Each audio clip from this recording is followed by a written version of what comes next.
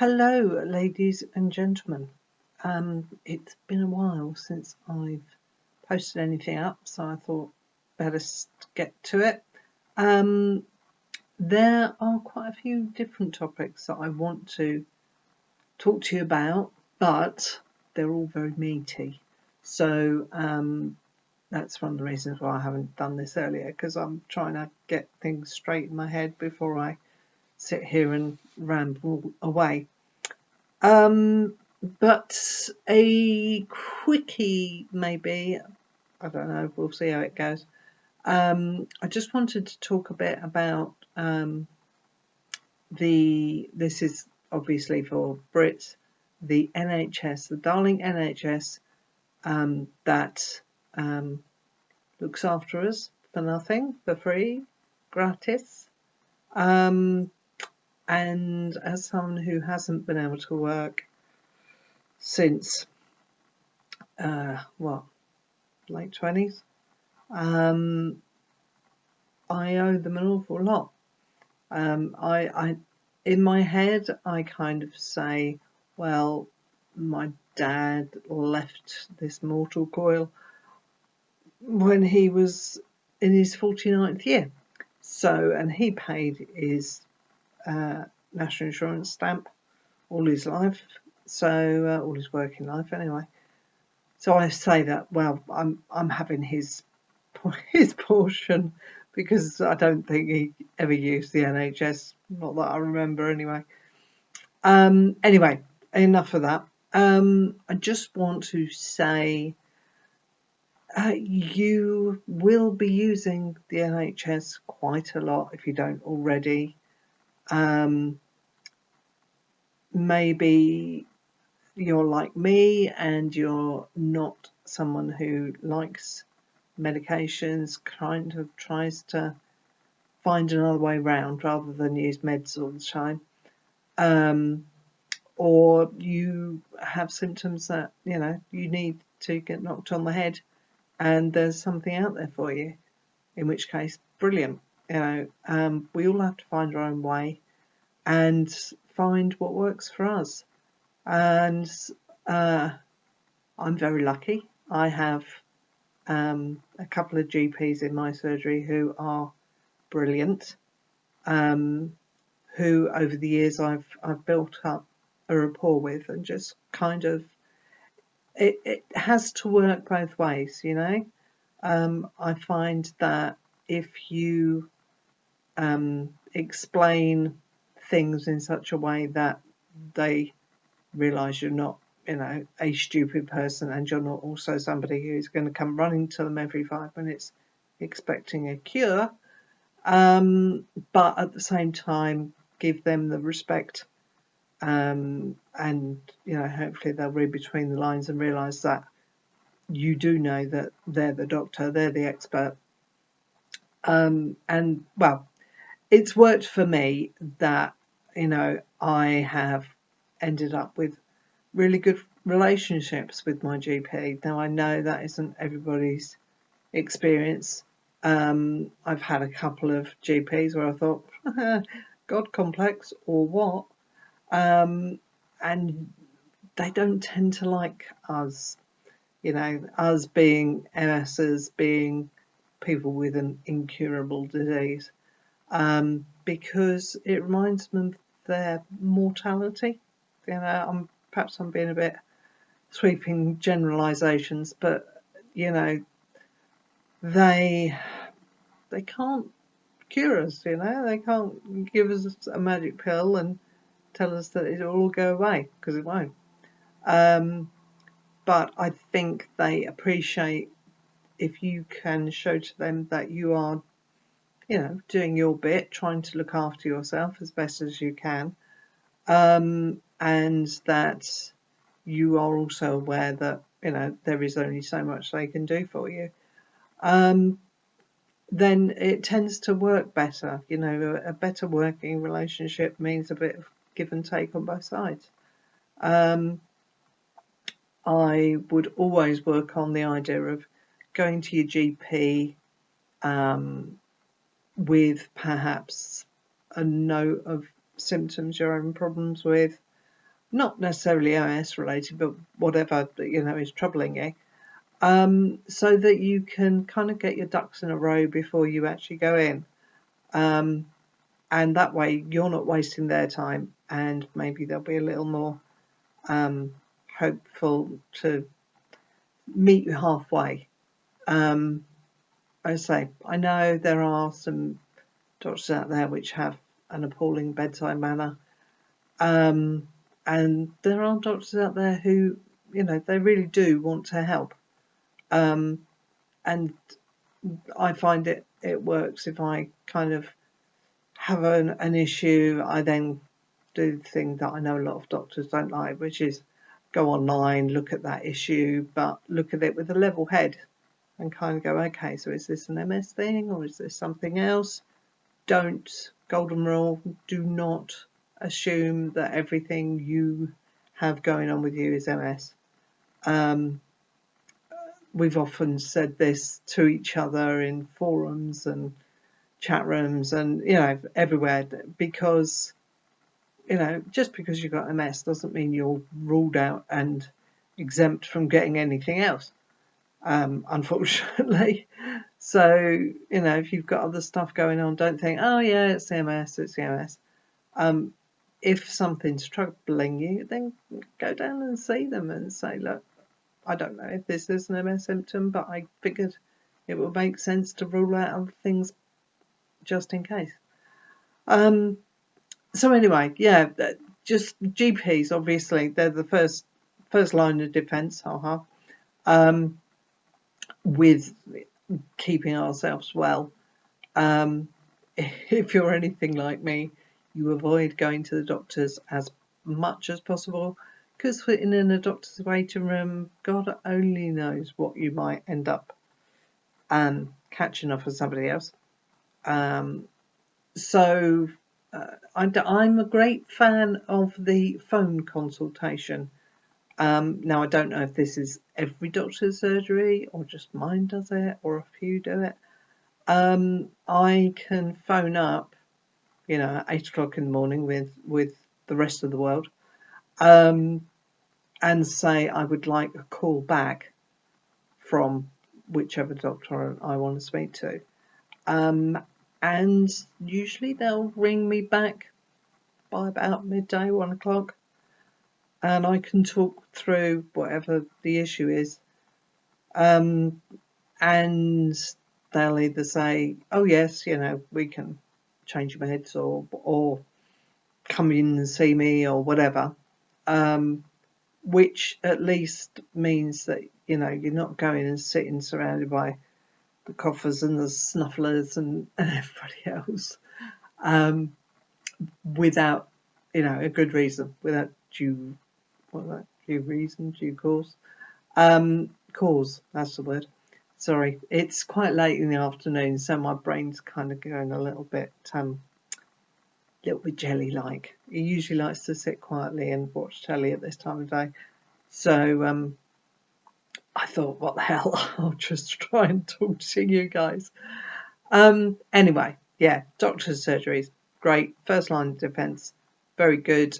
You need to work at getting a good relationship with your doctor if you can, because, they're our first sort of portal into other departments and all that sort of thing. And as my MS has progressed, I have needed different departments. I'm now under the podiatry people, which is feet, in case you were wondering, because getting anywhere near my feet is pretty hard for me. And taking a sharp implement to them is an even worse idea. So I got a referral originally through my GP, and then I get to the stage where I'm self-referred. So basically, if I think I've got a problem, then I give them a ring and they look at sorting me out, which is brilliant. Podiatrists generally that I've met are proactive and forward-thinking and are all about prevention. I have particularly bad circulation, which is only made worse, obviously, by sitting in a chair. So my feet are usually a beautiful shade of purple, which entertains my neighbours enormously. They look and go, so what colour are we calling that today? Which isn't nice, but it means that if I don't know, stub my toe or something, it will take a long time to heal. And so another reason why I'm under the podiatry department is that they keep an eye on me, which I think is always nice. And it means that I've got somebody who is ready and able to cope with horrendous spasms when my feet are touched. So yeah, they're ready to grip my feet to stop them ending up, I don't know, cutting off a toe with their very, very horrible looking tools. But this is what it is. We've got toes, we've got toenails, they grow, just another delightful thing. So that's podiatry. What else am I under? Well, I'm now under urology. Well, kind of. Because I've got, just fast forward this bit if you're of a nervous disposition. I have a suprapubic catheter, which basically means instead of a catheter that goes in the regular orifice, shall we say, the orifice that nature provided, I had a shortcut route made just sort of 3 inches below my belly button, into my bladder, which is where the tube goes, and then that tube goes to a bag, and it means that I don't have to try and contend with toilets while I'm out, or transferring is a real issue for me. Before transferring was an issue, frequency with going to the loo was a real issue. And also being able to hold on. I was at that stage where it was a case of, I need the toilet, I need it now, which is fine when you're a toddler because that's kind of expected. Excuse me. Not so good when you're a mother of two, But anyway, urology is a different kettle of fish altogether. But I am now under them. So if I have an issue with my catheter, I'd say a serious issue, then I get in touch with urology. If I just have a kind of what I call a mechanic issue with the functioning of the catheter or the bag, or something's not right with the what we call the site, which is where the pipe comes out of me, it's district nurses I ring. And the reason I ring district nurses rather than going off to a urology clinic or district nurse clinic is because transferring onto a bed anywhere other than at home is extremely difficult for me, and not particularly safe. So I am generally seen by district nurses at home, which means I can get hoisted onto my own bed and all that kind of stuff. So yeah, district nurses worth their weight in gold, 24/7 availability. So if I really have, an emergency, shall we say, if I've kind of, I don't know, maybe the site's infected and I've got a fever or something like that. Touch wood, hasn't happened yet. Yeah, I can phone them and they will come out and look at me and sort me out. So they're good. That is kind of the firefighting department. You've then got people like occupational therapists, who I love and adore because they are another set of enablers. They are there to obviously look at whatever issues I'm having with either mobility or using gadgets or whatever. and they can come in and say, oh, we've got something that will help you with that, or we've got, a different way of doing that. They are the people I've gone to for things like a shower chair which attaches to the wall, a rise and tilt toilet seat, which is just so much fun. And put it this way, I had it fitted for quite a long time before I told my kids, because I didn't want them playing with it all the time. But yeah, I mean, they are there for all those kind of things that you think, I wonder if there's something for that. I remember when I was first diagnosed kind of going, well, okay, but I don't even know what questions I should be asking. I'm not going to say, oh, have you got an ABC, if I don't even know an ABC exists, if you see what I mean. So yeah, OTs are really good for that. And again, they're proactive. They want to make your life as independent and easy for you as humanly possible, which is brilliant. That's what I want. I want a department like that, because they are going to help me live my life as best I can. Physios are another one. Physiotherapists. Big out to the physios. Some people call them torture people. Well, yeah, bless them. I do have one physio, mentioning no names, Karina, who calls her patients victims. Yeah, she knows what she does, and I think she enjoys it.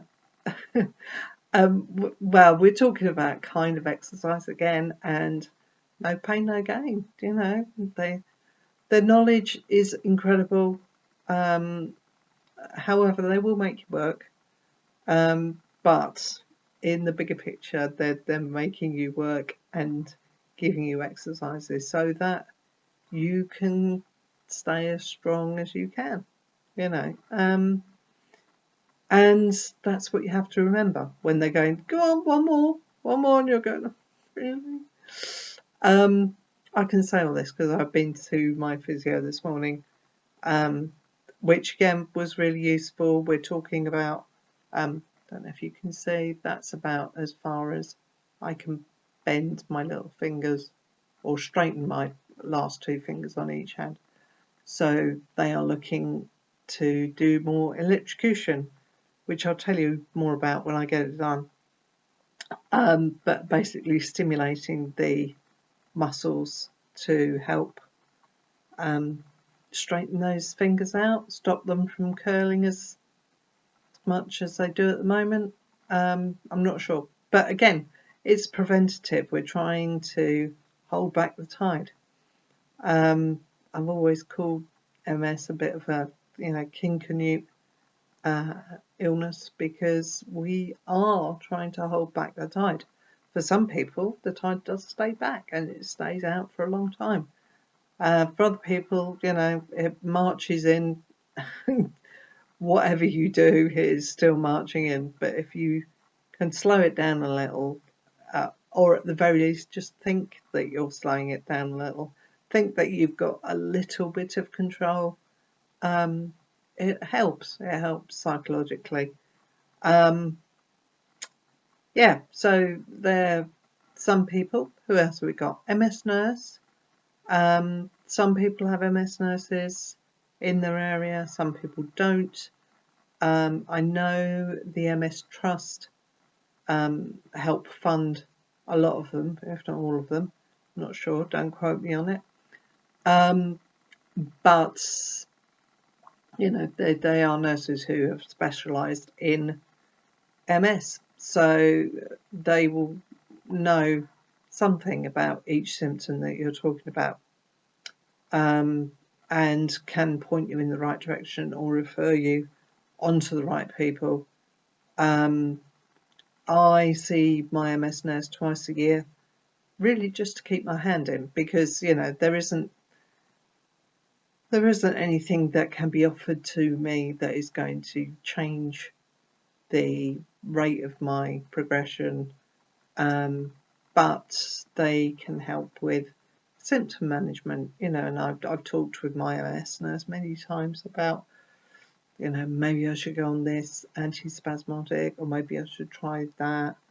And 9 times out of 10, I've managed to talk myself out of whatever I've been thinking. But it's been my decision, which is what it's all about, really. As I mentioned, the MS Trust.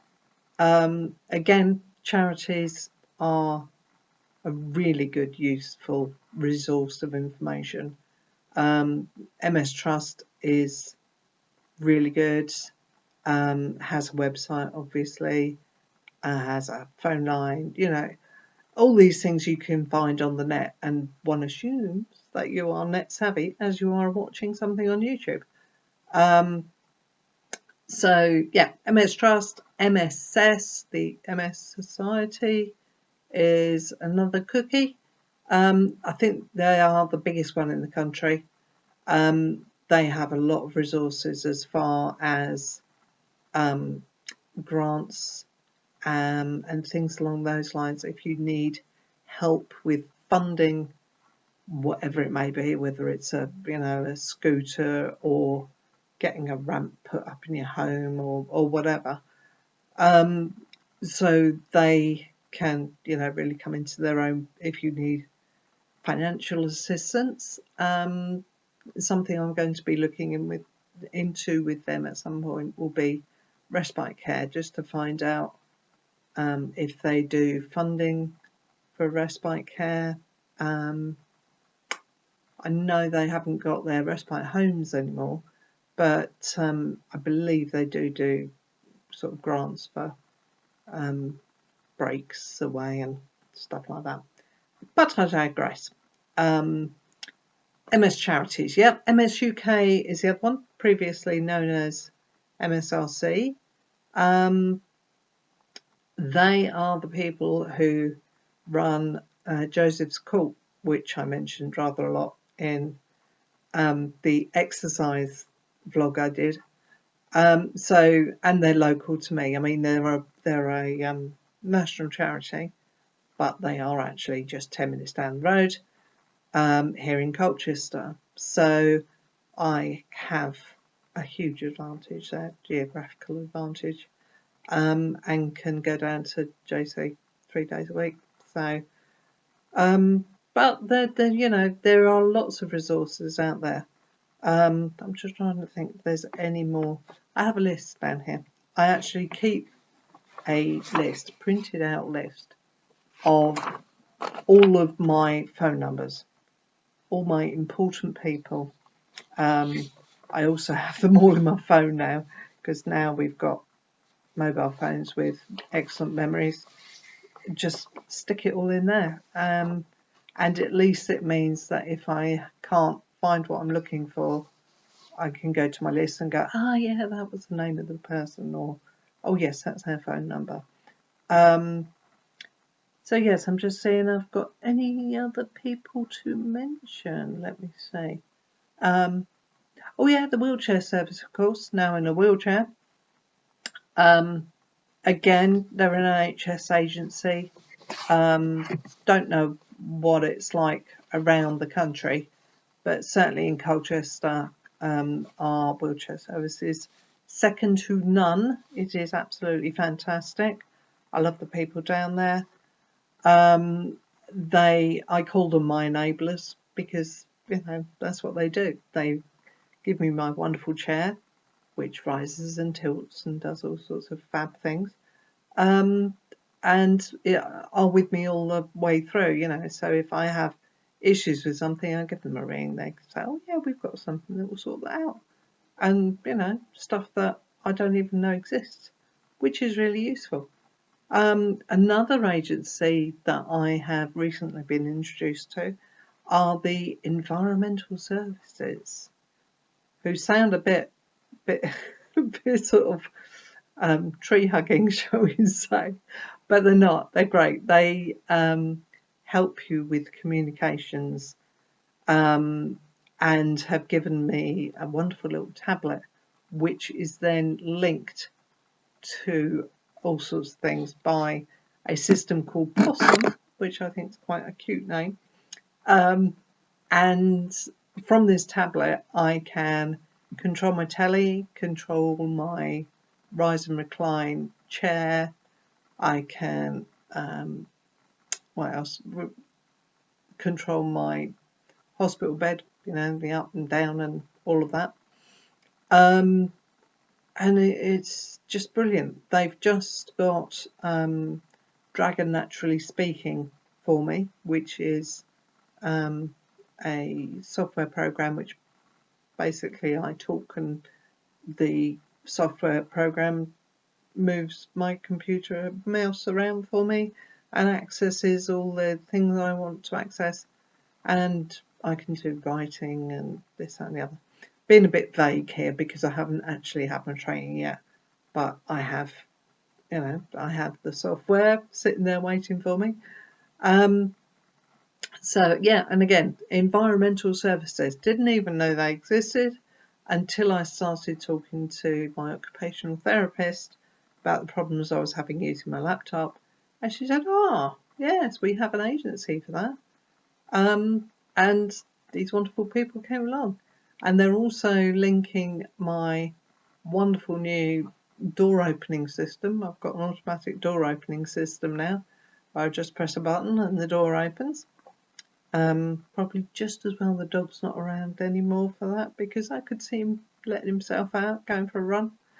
But anyway, yeah, they're going to link that tablet up with my door opening system as well. So as long as I have my tablet, I will just be, doing the whole thing. I don't think there are any other agencies off the top of my head. I'm sure there's somebody who's going to watch this going, yeah, but what about? I've probably forgotten somebody, and I'm really sorry. But they're the first sort of group of agencies that I think of from an NHS point of view. Obviously, there's a lot more out there if you've got money. I don't. My income is benefits only, so it's quite simple. I just get what I can get from the wonderful NHS. And they're an important bunch of people. They keep people like me going in more ways than they will ever know. And they're very important to us all. So thank you, all the nurses and doctors out there. Of course, the other one I didn't mention, because I don't see one, is a neurologist. Obviously, the head honcho. Pardon the pun. And somebody who, you may see regularly if you're on medication for relapsing remitting, or PP, whatever. But there's no need for me to see one at this present time. There isn't any medication that I want to use, or that's available to me, really. So at the moment, everything goes through my MS nurse, with the proviso that if at any point I do want to see a neuro or somebody else, I've got a long list of people who I can phone up and go, help, I need this sorting out or that sorting out. But yeah, all of these people, they all help in some way, shape or form. And it means that as well as your own friends and family, you've got somebody at the end of a line who you can phone up and just say, I'm having issues with. And if they don't know the answer, they will point you in the direction of someone else who might know the answer. With the advent of the internet, things are so much easier than they used to be. If you don't know and they don't know, ask Google. Google will probably be able to tell you. But no, seriously, I mean, things like Facebook, and Twitter and Instagram and all the rest of them, it's a way of getting connected with people, particularly if getting out and about is not as easy as you would like it to be.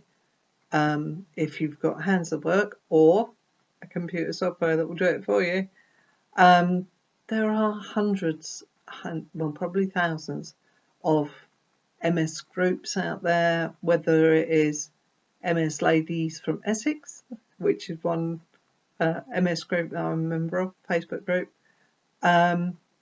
whether it is just MS Friends, people in all sort of categories, whether it's men or just women or this, that and the other.